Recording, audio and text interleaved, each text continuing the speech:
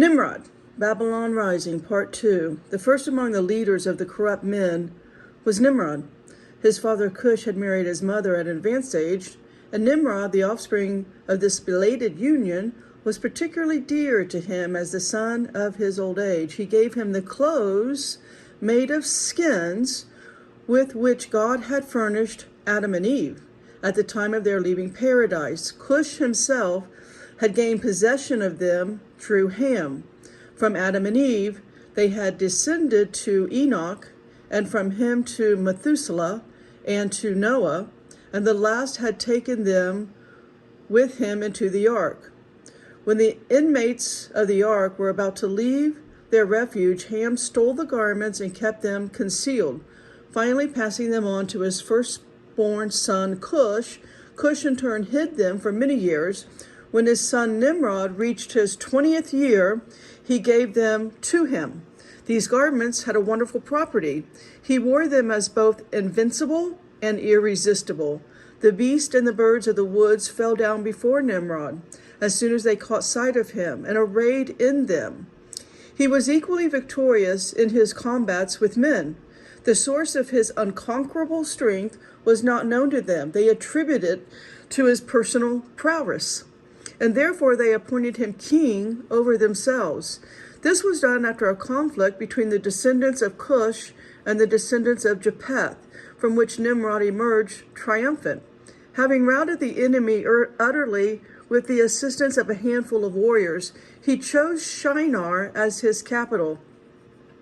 Then he extended his dominion further and further, until he rose by cunning and force to be the sole ruler of the world, the first mortal to hold universal sway. As the ninth ruler to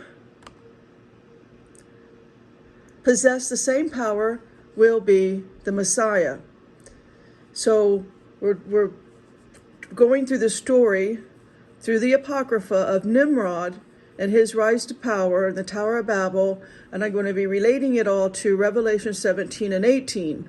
So that's what's coming for us, is Revelation. The Bible study of Revelation 17 and 18 will be this weekend, the first weekend of February 2023, and we're going to be looking at, since there's nothing new under the sun, what we can learn and watch for as Revelation 17 and 18 gets closer to our day. All right, let's finish Nimrod here. His impiousness kept pace with his growing power. Since the flood, there had been no such sinner as Nimrod. He fashioned idols of wood and stone. He paid worship to them, but not satisfied to lead a godless life himself, he did all he could to tempt his subject into evil ways. That's where we are today, wherein he was aided and abetted by his son Mardon. The son of his outstripped his father in iniquity and sin.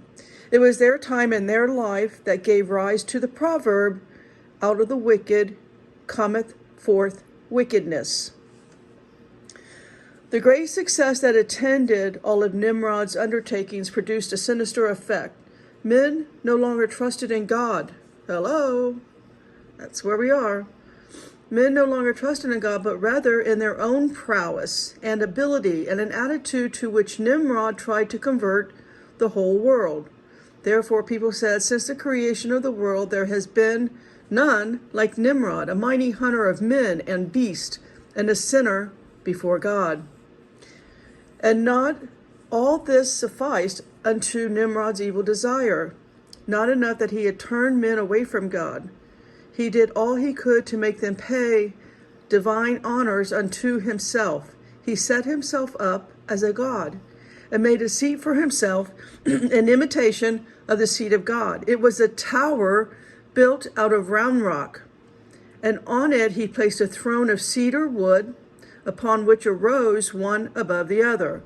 4 thrones of iron, copper, silver, and gold. Crowning all upon the golden throne lay a precious stone, round in shape and gigantic in size. This served him as a seat. As he sat upon it, all nations came and paid him divine homage. Tower of Babel. Let's read some more of that. The iniquity and godlessness of Nimrod reached their climax in the building of the Tower of Babel. His counselors had proposed the plan of erecting such a tower. Nimrod had agreed to it, and it was executed in Shinar by a mob of 600,000 men. The enterprise was neither more nor less than rebellion against God, and there were three sorts of rebels among the builders. The first party spoke, "Let us ascend into the heavens and wage warfare with him." The second party spoke, "Let us ascend into heavens and set up our idols and pay worship unto them." And the third party spoke, "Let us ascend into the heavens and ruin them with our bows and spears." Crazy people, right? Many, many years were passed in building the tower. It reached so great a height that it took a year to mount to the top. A brick was therefore more precious in the sight of the builders than a human being. If a man fell down and met his death, none took notice of it. But if a brick dropped, they wept, because it would take a year to replace it. This is quite the feat. So intent were they upon accomplishing their purpose that they would not permit a woman to interrupt herself in her work of brick making. When the hour of travail came upon her molding bricks, she gave birth to her child, and tying it around her body in a sheet, she went on molding bricks. How'd you like to be pregnant in that day? They never slackened in their work. From their dizzy height, they constantly shot arrows. This is unbelievable. They constantly shot arrows toward heaven, which returning were seen to be covered with blood. They were thus fortified in their delusion, and they cried, "We have slain all who are in heaven." Thereupon God turned to the 70 angels who will compass his throne, and he spake, "Go to, let us go down, and there confound their language, that they may not understand one another's speech." Thus it happened. Thenceforth none knew what the other spoke. One would ask for mortar, and the other would hand him a brick. In a rage, he would throw the brick at his partner and kill him. Man, you see how this is repeated in Revelation, right? You understand this is exactly what's going to be happening in the last days. Many perished in this manner, and the rest were punished according to the nature of their rebellious conduct. Those who had spoken, "Let us ascend into heaven, set up our idols, and pay and worship unto them," there God transferred into apes and phantoms. Those who had proposed to assault the heaven with their arms, God set against each other so that they fell in combat. And those who had resolved to carry on a combat with God in heaven were scattered broadcast over the earth. As for the unfinished tower, a part sank into the earth, another part was consumed by fire, and only 1/3 of it remained standing. The place of the tower has never lost its peculiar quality. Whoever passes it forgets all he knows. Interesting. The punishment inflicted upon the sinful generation of the tower is comparatively lenient. On account of the rapine, the generation of the flood were utterly destroyed, while the generation of the tower were preserved in spite of their blasphemies and all their other acts offensive to God. The reason is that God sets a high value upon peace and harmony. Therefore, the generation of the deluge, who gave themselves up to depredation and bore hatred to one another, were extirpated, root and branch. While the generation of the Tower of Babel, dwelling amicably together, loving one another, were spared alive, at least a remnant of them.